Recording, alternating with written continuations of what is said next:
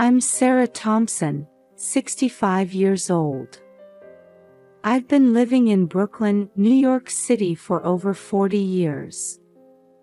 My 35-year-old son Jason and his wife Amanda blessed me with a 5-year-old grandson, Ethan. Seeing Ethan smile has become my greatest joy lately. My life changed dramatically after I lost my husband Tom to illness 3 years ago. After losing the man I'd been with for 50 years, I spent some time in grief. But I knew Tom wouldn't want me to be down forever. With that thought, I slowly began to face forward and move on. That's when I discovered volunteer work at the local soup kitchen. Although I was hesitant at first, now I go without fail 3 days a week. It feels as if this was my true calling all along. Sarah, your soup is the best today. Mike, a regular, calls out to me with a smile. His words warm my heart. Thank you, Mike. It's a special recipe today, I reply with a smile. These small interactions enrich my days. Working at the soup kitchen isn't just about providing meals. Many of the people who come here are looking for someone to talk to. I listen to their stories and sometimes offer words of encouragement. At my age, being able to use my life experience to help others has become an invaluable joy for me. Sarah, your soup has magic in it, says Ellen, another regular. Oh, it's not magic. It's just love, I answer as I continue ladling out soup. Through this work, I've learned a lot. Life has its ups and downs, but everyone has the right to be happy. And a small kindness can make a big difference in someone's life. My experience at the soup kitchen has also had a positive impact on my relationship with my family. I've been able to teach my son Jason and grandson Ethan the importance of compassion. Sometimes they even join me in volunteering. Today, too, I feel happy as I see the smiles of so many people. I want to continue this work. Yes, I'm sure Tom is smiling down on me from heaven. On a bitterly cold winter day, I was working at the soup kitchen as usual. Wearing a thick apron, I was ladling out fragrant vegetable soup from a large pot. As I handed a paper cup of warm soup to an elderly man at the front of the line, I looked up and was met with an unexpected sight. Could it be Ethan? My grandson, Ethan, was standing in line. His small body shivered in the cold as he stood with his head down. For a moment, I thought it might be an optical illusion, but there was no mistake. That adorable blonde hair and those blue eyes. My precious grandson. Ethan. I couldn't help but call out. Ethan slowly raised his face, and when our eyes met, tears welled up in those big eyes of his. Grandma. I quickly told my fellow volunteers that I needed to step away for a moment. Then I rushed over to Ethan and hugged him tightly. What happened? Why are you here? Ethan buried his face in my chest and, between sobs, began to speak. Dad and Mom, they kicked me out. Hearing those words, my heart nearly stopped. Jason and Amanda kicking out such a young child. I couldn't believe it. Can you tell me slowly? Tell Grandma everything. We sat down at a small table in the corner of the soup kitchen. I placed a warm soup and soft bread in front of Ethan, encouraging him to talk bit by bit. Dad and Mom have been so busy lately, they hardly talk to me, Ethan continues, gripping the spoon with trembling hands. Last night, when I asked for help with my homework, Dad got angry. His voice trembles. I gently rubbed his back, encouraging him to continue. Dad yelled, "You're nothing but a nuisance." Then Mom said, "That's right, you're not family anymore." My chest aches. How could Jason and Amanda say such terrible things? Then they kicked me out. I was cold and scared, but I remembered you often talked about the soup kitchen, so I came here. Touched by Ethan's courage, I hugged him tightly once more. I'm glad you came, Ethan. Grandma will take good care of you. However, inside, I was seething with anger. Why did Jason and Amanda do this? I need to contact them immediately. Ethan, let's go to Grandma's house. You can take a warm bath and rest. Ethan nodded slightly. I explained the situation to my fellow volunteers again and prepared to take Ethan home. In the car on the way home, Ethan fell asleep from exhaustion. Looking at his small sleeping face, I steeled my resolve. I will do whatever it takes to protect and make this child happy. Yes, even if it means confronting my own son. After bathing Ethan in warm water at my house and changing him into clean clothes, he fell into a deep sleep. As I watched my grandson sleeping peacefully, a mix of anger and anxiety swirled inside me. Taking a deep breath, I picked up my cell phone. First, I dialed Jason's number. The phone rang and rang, but there was no answer. Next, I tried Amanda's number, but again, no response. What on earth are they doing? I muttered to myself. As a last resort, I decided to try calling their home phone. After several rings, someone finally picked up. Hello, Jason. I quickly began speaking. I'm very worried about Ethan. Oh, Mom, Jason's voice came through. In the background, I could hear lively conversation and the clinking of dishes. I'm kind of busy right now. I'll call you back later. Wait. I cried desperately. Where's Ethan? He says you kicked him out. After a moment of silence, Jason answered in a casual tone. Oh, him. It's just a bit of discipline. He'll be back soon enough. Discipline? I raised my voice in disbelief. You call kicking out a 5-year-old child on a freezing winter night discipline? Mom, you're exaggerating, Jason laughed. Look, we're enjoying a fancy French dinner with just family now. Don't bother us. The moment I heard those words, something snapped inside me. Just family. My voice was shaking. Are you saying Ethan isn't family? Well, that's about right. Jason's voice showed not a hint of guilt. He was kind of a disappointment. I was at a loss for words. I felt as if the world had gone dark around me. Jason, listen to me. I tried desperately to maintain my composure. Ethan is at my house now. He was shaking from cold and fear.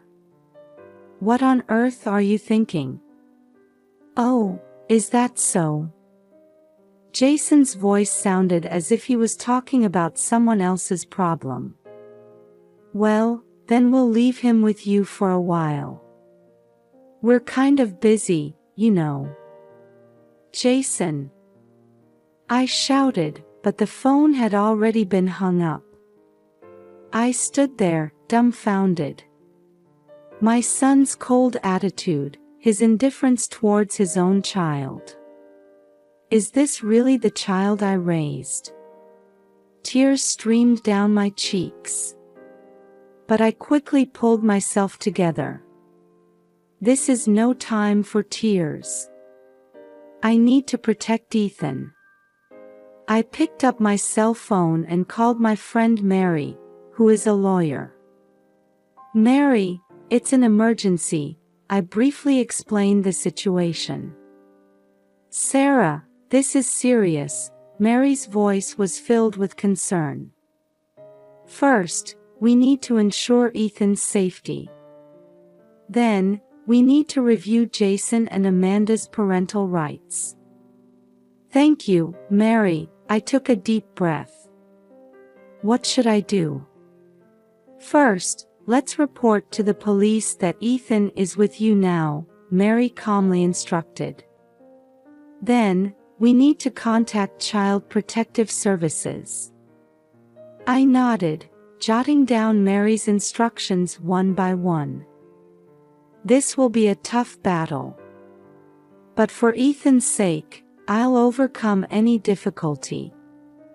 After hanging up, I peeked into the room where Ethan was sleeping. Seeing his peaceful sleeping face strengthened my resolve. It's okay, Ethan, I whispered softly. Grandma will protect you. And with that, I began preparing for my next move. I will do everything in my power to uncover the truth behind Jason and Amanda's actions and protect Ethan. Acting on Mary's advice, I immediately sprang into action. First, I went to the local police station, explained Ethan's situation, and reported that I was temporarily taking care of him. The police officer understood the gravity of the situation and helped me fill out the necessary paperwork. Next, I contacted Child Protective Services. A social worker named Linda was assigned to our case, and we scheduled a home visit for the following day. After completing these official procedures, I decided to start my own investigation. Jason's mention of a fancy French restaurant had been bothering me. Fancy French restaurant? I muttered as I opened my computer. I began searching for high-end restaurants in the area, but none of them were in a price range that Jason and Amanda could normally afford. Strange. I frowned. I had noticed that my son and daughter-in-law's lifestyle had suddenly improved recently, but could it be? I decided to call Jason's company. When the receptionist answered, I tried to get connected to Jason's department, but I received an unexpected response. I'm sorry, but Jason Thompson resigned over a year ago. I was shocked by this information. Jason had been saying he was going to work every day. What on earth is going on? As I continued my investigation, I stumbled upon a social media post. On Amanda's Facebook page, there was a photo of a restaurant called Le Petit Chateau. The caption read, "Our new business is doing great." This could be it. I instinctively thought. The next day, after receiving Linda's home visit, I set out to locate Le Petit Chateau. However, when I arrived at the address listed, there was no restaurant-like building in sight. This is odd. I looked around. Then, I decided to ask a nearby mail carrier. "Excuse me, Is there a restaurant called Le Petit Chateau around here? The mail carrier tilted his head. I've never heard of a restaurant by that name. But fancy-looking meal deliveries often come to this address. This information started to connect some dots in my mind. After returning home, I continued my investigation. I searched for reviews of Le Petit Chateau online, but they were all suspiciously similar glowing reviews. And the lack of any reservation method listed was also unnatural. This is... I gasped. It might be a fake restaurant. The next day, I contacted Mary again and shared my findings. Sarah, this is serious. Mary's voice was grave. There's a high possibility of fraud. Let's gather evidence. With Mary's help, we began investigating the true nature of Le Petit Chateau. Social media advertisements, fake reviews, demands for high reservation fees, everything pointed to an elaborately planned scam. And then we found the decisive evidence. Multiple bank accounts opened under Jason and Amanda's names. Large sums of money, collected as reservation fees for Le Petit Chateau, were flowing into these accounts. Why? I fought back tears as I looked at the evidence. Why would they do this? Mary gently placed her hand on my shoulder. Sarah, I know this is hard. But we need to think about Ethan now. I took a deep breath and calmed myself. That's right. Protecting Ethan is the top priority now. Mary, what should we do? I asked with renewed determination. First, let's submit this evidence to the police, Mary answered calmly. Then, we'll start the process to obtain custody of Ethan. I nodded. I can't forgive what my son and daughter-in-law have done. But more than that, I'm worried about Ethan's future. Ethan needs to be given real love. I murmured. That night, as I sat beside the sleeping Ethan, I made a vow. No matter how difficult it might be, I will protect this child and make him happy. And Jason and Amanda need to understand the gravity of their actions. This will be a long battle. But now that the truth has come to light, there's no turning back. For Ethan's sake, and for the sake of justice, I have no choice but to move forward. The day after Jason and Amanda's fraudulent activities came to light, I visited Mary's law office. Despite the heavy heart I carried, I told myself I needed to be strong for Ethan's sake. Sarah, I'm glad you came, Mary welcomed me warmly. Her calm demeanor gave me a sense of reassurance. Mary, thank you so much, I sighed deeply. What should we do now? Mary began explaining as she spread documents on her desk.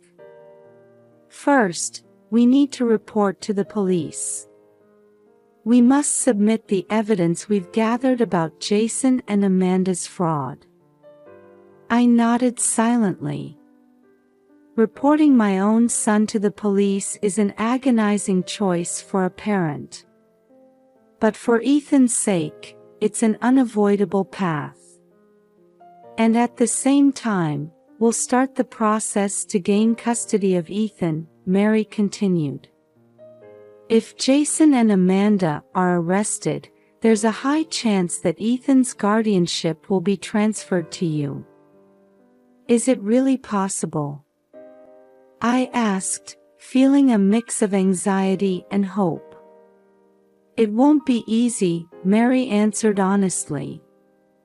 "But considering that you're Ethan's grandmother and have been taking care of him, and the fact that Jason and Amanda are involved in criminal activities, we have a good chance." I took a deep breath and steeled my resolve. "I understand, Mary. I'll do whatever it takes." After that, we began preparing to report to the police. Mary meticulously compiled the evidence, and I practiced explaining the situation numerous times. "Sarah, remember," Mary looked me straight in the eye and said, "this is the right thing to do. It's necessary to protect Ethan." I nodded, holding back tears. "Yes, this is for Ethan." The next day, we visited the local police station. My hands were shaking from nervousness, but remembering Ethan's smile helped me regain some composure. The detective in charge listened to our story seriously. When we showed him the evidence, his expression became stern. "This is indeed a serious case," the detective said. "We'll start an investigation and take necessary measures." As we left the police station, a mix of complex emotions swirled inside me. A sense of guilt for betraying my son, and a sense of relief that I could protect Ethan. Over the next few weeks, I was busy preparing to gain custody of Ethan. There was a mountain of tasks to do: preparing application documents for family court, requesting character witnesses, setting up the home environment, and more. Particularly challenging was caring for Ethan's emotional well-being. How should I explain to a 5-year-old why his parents are gone? I agonized over this many times, carefully choosing my words. "Ethan, Grandma is going to take care of you from now on," I gently told him one day. "But what about Mom and Dad?" Ethan asked anxiously. "Mom and Dad, they've gone away for a while," I answered, hugging him. "But Grandma will always be here for you." Ethan nodded slightly and clung to me. For this child's future, I'm prepared to face any difficulty.